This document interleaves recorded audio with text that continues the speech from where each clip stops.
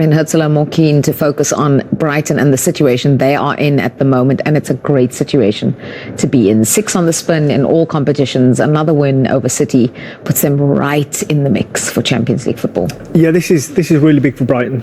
Obviously, like you say, on a good run, but I think it's even bigger for Manchester City. There's teams queuing up to take them over. The pressure's definitely on Manchester City. As far as Brighton are concerned, Fabian Herzl hit the nail on the head for me there. Intensity. And it's really difficult for these young coaches because they all idolise Pep Guardiola. They all grew up basing their philosophies and their ideas on Pep. So I think they're all in a bit of awe of him sometimes when they come across him, which you are when you meet your heroes.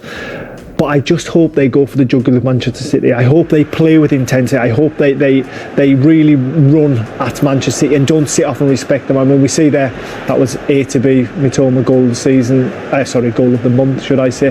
But the way that front four for Brighton are just kind of fluid, always willing to work forward, and there's the man of the moment, as far as I'm concerned. Danny Welbeck has been absolutely outstanding. He's the more father figure in that front four. But yeah, Brighton in a really good moment, but it's going to be difficult up at the Etihad. Yeah, describing Danny Welbeck as a father figure, I mean. Well, he is. How old is he? 34? Is that not fair? Sorry, that was just to follow on what Glenn has said, and the fact that Brighton are, that front line is really, I mean, it's the whole team and the whole team effort, but the front line is really very fluid and it's eye-catching and attractive to watch. And the reason why it could be an asset for Brighton in this game is because Kusanov is still learning the game. Walker's gone now. So they are 2 positions, right full back and right centre half, I should say, that are vulnerable, if you like, in that City defence. And we've seen teams take advantage of it before. They've conceded 38 goals so far this season. That's the most that they've ever conceded by this stage. I think, in fact, if they concede in this goal in this game, then that could go beyond defensively and negatively so what any Guardiola team has experienced since he's been at the Etihad. So Brighton with a real opportunity. They've got that industry in midfield, they've got that cutting edge up front. João Pedro's been doing fantastically well, but although we were joking about it, I think there is a Welbeck maturity that he brings to the party as well up front, and you can probably speak better to that than me. Yeah, as far as when I get a look at Danny, I think first and foremost you've got to kind of tip your hat towards Brighton Medical Department, because no club has ever been able to keep Danny fit for this length of time. Yeah. So he's primed, and I also think he leans into Danny's age as well. He kind of at his age, he knows his body better than he ever has known it. So I think that there's that first and foremost, to get him playing week in, week out. But then I think in front of goal, I think he's become a better 9. I think he understands the position more. He was always more wing-based, coming off the wing, drifting in. He very much liked that kind of inverted run, didn't he, throughout his career. But now I see more of a clarity in front of goal, more calmness and coolness, and just being in that position. And what I feel more than ever in Danny's career, when that ball drops within 10 yards of the goal, I feel super confident he's going to hit the back of the net. Yeah, João Pedro as well scored the winner against Fulham last time out. He scored 3 in a row. No Brighton players ever scored in 4 Premier League games in a row. There's a couple of records and a little bit of history on offer in this game as well. But just so good is that front line that actually the Premier League goal of the month is a Brighton player. This really isn't any surprise, because we were just overawed by the first touch from Mitoma, and you referenced it earlier, Glenn, and then the finish as well. This was stunning. This touch is so delicious, it should have a Michelin star. Honestly, it is just one. It's just so tasty, and a lot of people are kind of, as we always do sometimes in football, we try to detract from it and take away from it and suggest he's lucky. No, that is skill. He watches the ball over his shoulder, he takes it on the run, he moves to his right hand side, and then he has the composure to be able to dispatch it in the bottom left hand corner. It's absolutely fantastic. I think that's the goal of the season. Now, I mean, for me, when you do a touch like that, it's about finishing the move off, unless it's forgotten about. It's irrelevant. Yeah, of course. But then obviously the second touch to kind of put the defender off balance, and then to have the composure to bend in that bottom corner, then that gets the world talking. So while Brighton are making all these they're on the verge of wonderful records and some history for the club. City on the wrong side of it. 9 defeats for Pep Guardiola's Manchester City. Pep has never lost 10 in a season.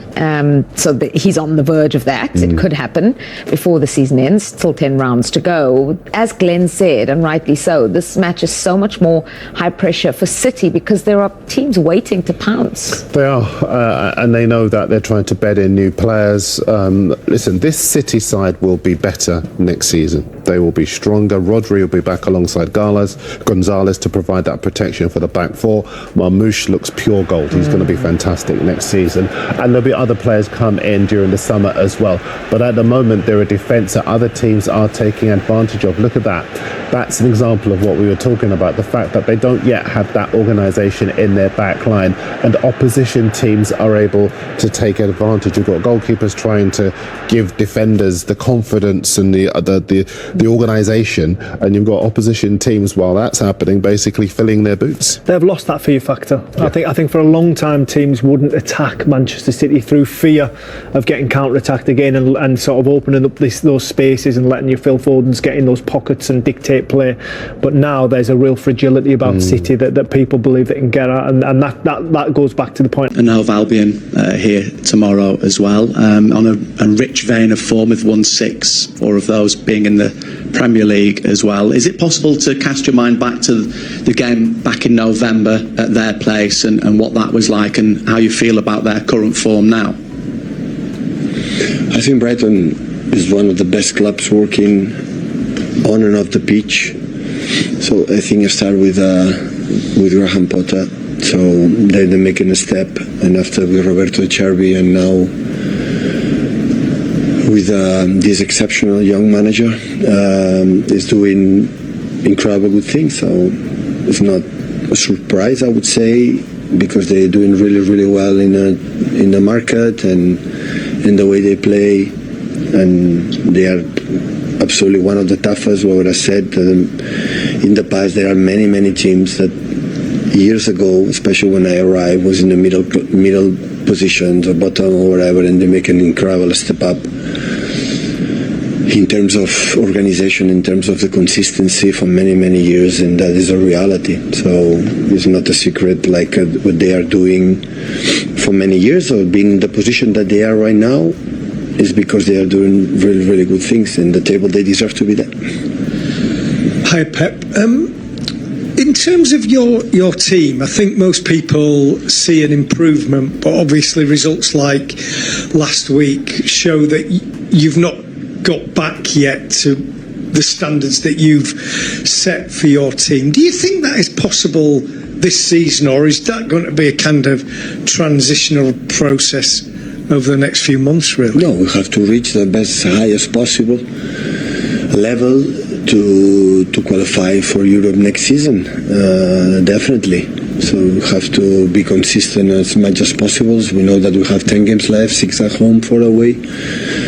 And at home we have a tough games like Brighton, like would be, of course, Aston Villa, Bournemouth, and most of the games are really tough, and we have to do it better, because there are many teams in this target, and we miss an important chance last week that we deserve, because we do things that we are not like we define in the past as a team. At the end, we concede few. The goal and not an action that Eddie saved, no more than that. In the team, like, have been really good, but still of that, we are not like we are. So that's why when I don't like the way we play it and we don't win, it's fine. So I like to deserve the success. I like to deserve that we win, and so far that game we didn't deserve it.